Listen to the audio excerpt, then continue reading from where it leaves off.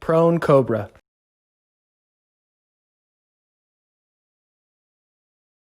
Good morning.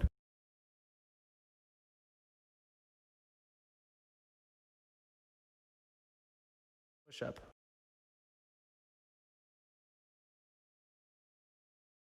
Horned goblet squat. Hollow body pullover.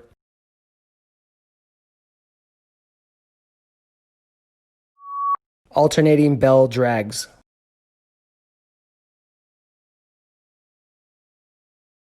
Lift. Alternating lunge to march.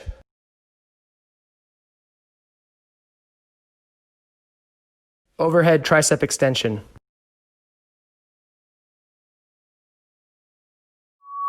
Curl.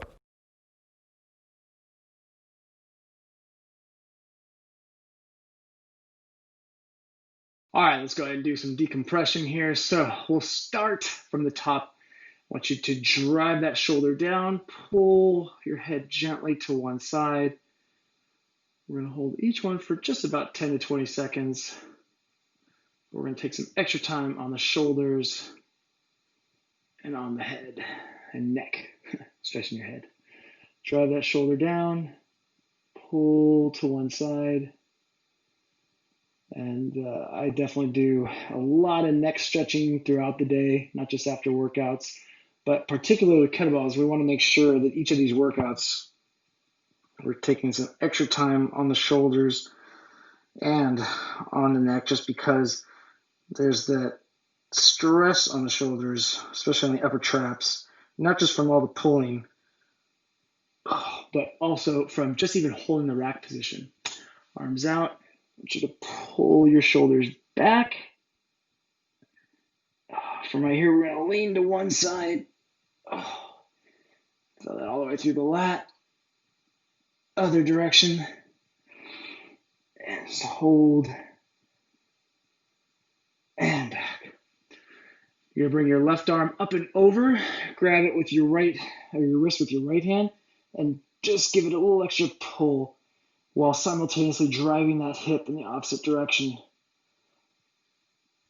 And bring it back. Other side. Bring it up and over. Utilize your breath as you're doing this. So breathe through the stretch. Breathe into that muscle as best you can. Exhale, get a little bit more of a stretch. And relax. From here, we're going to bring the arms back. So if you don't have the mobility to bring them back, all I want you to do is externally rotate and then pull your shoulders back. Otherwise, you're going to grab your hands and pull back. So I want you to try to get a little bit of stretch through the biceps and definitely through your chest and shoulders. So this is going to alleviate a lot of potential tension through the neck as well. So that's why we're spending some time on the shoulders, on the lats, on the chest, and shake it out. Bring the left arm across. So a lot of times you'll see people do this stretch and then they'll twist with it, just kind of taken away from the pressure.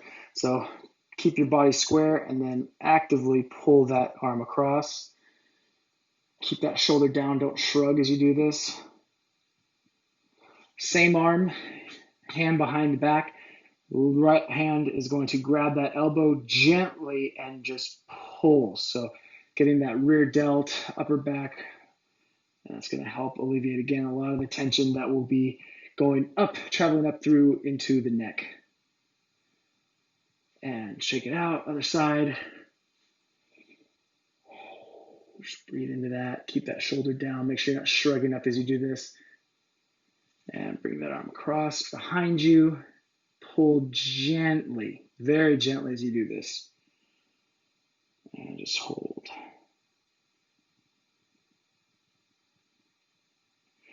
All right, let's take it to the ground. We're going to go into some cat-cows. So arch your back, breathe in as you round. And let's do that again. This time I want you to exhale as you round. So let all that air out. And then as you expand, take a breath in.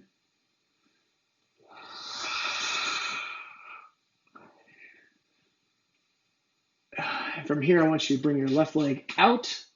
We're going to thread the needle with that left arm. So I'm going to reach underneath and then pull up and back. Reach underneath.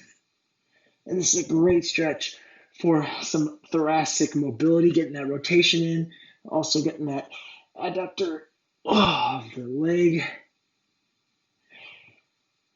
Other side. Leg out. Reach down and across.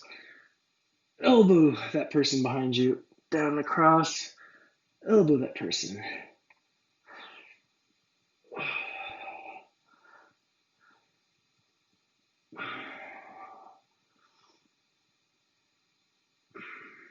And in a child's pose, so I want you to sit back on the heels and reach out in front of you as best you can and just go as far as you can. So stretch that out.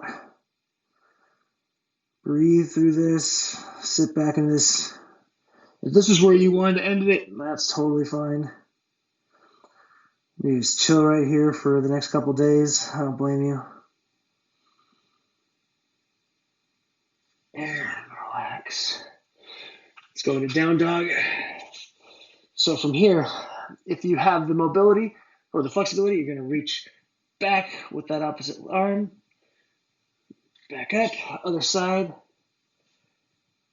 Oh, one more time. Not gonna lie, this feels great and sucks at the same time. Oh, and on your butt. All right, feet together. Reach for your toes. So as you're doing this, I want you to pull your heels forward, or push your heels forward, pull your toes back. So I want you to dorsiflex your ankles as best you can. So trying to bring my toes up to my knees. I'm driving my hamstrings into the ground. So I don't want to let my knees come up. If they start to come up, just scale back, pull back a little bit, and then go a little bit further each time. So we're going to hold off here. This will be the last one we're going to do. And then when we get into a squat hold, and relax. Go ahead and get into the bottom of a squat. So if you don't have the mobility to get A to G here, hamstrings to calves, then utilize a counterweight, so a kettlebell or something will help you with your balance. But otherwise, we're just going to hold right here. And another thing I would recommend throughout the day, just drop into a squat. Hold this position for every hour for a minute. You will see incredible mobility gains and a lot less back pain. So I'm just going to chill here. I'll see you on the next workout. Fantastic job. Great job as always. I'll see you on the next workout. Make sure, eat right, drink lots of water, get lots of sleep, all the health things. You know what to do.